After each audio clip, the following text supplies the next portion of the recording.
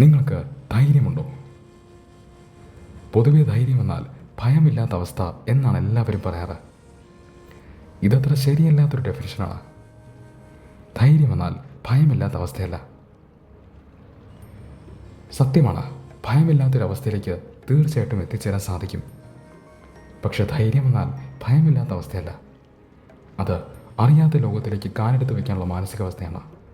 ആ വെല്ലുവിളി സ്വീകരിക്കാനുള്ള മാനസികാവസ്ഥയാണ്. ഭയമുണ്ട്, തീർച്ചയായിട്ടും ഭയമുണ്ട്. പക്ഷെ മുന്നോട്ട് പോകാൻ തയ്യാറാണ്.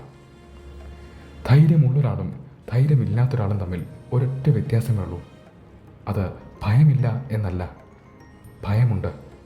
പക്ഷേ ചെയ്യാൻ ഉദ്ദേശിക്കുന്ന കാര്യം ഉപേക്ഷിക്കാൻ തയ്യാറല്ല. ഭയമുണ്ടെങ്കിലും അതിനെ സ്വീകരിക്കുന്നു, മുന്നോട്ട് പോകാൻ തയ്യാറാകുന്നു. ഇത് മാത്രമാണ് ഇവർ തമ്മിലുള്ള വ്യത്യാസം. രസകരമായ കാര്യമെന്നാൽ ഇങ്ങനെ തൻ്റെ ഭയങ്ങളെയെല്ലാം ഓവർകം ചെയ്ത് ജീവിക്കുന്ന ഒരാൾക്ക് പതുക്കെ പതുക്കെ ഭയങ്ങളെല്ലാം അപ്രത്യക്ഷമാകുന്നു എന്നതാണ്. അവർക്ക് ഭയമില്ലാത്ത അവസ്ഥയിലേക്ക് പതുക്കെ പതുക്കെ എത്തിച്ചേരാൻ സാധിക്കുന്നു.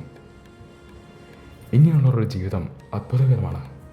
സത്യത്തിൽ ഇവർ മാത്രമേ ജീവിക്കുന്നുള്ളൂ, ഇവർ മാത്രമേ ജീവിതം ആസ്വദിക്കുന്നുള്ളൂ.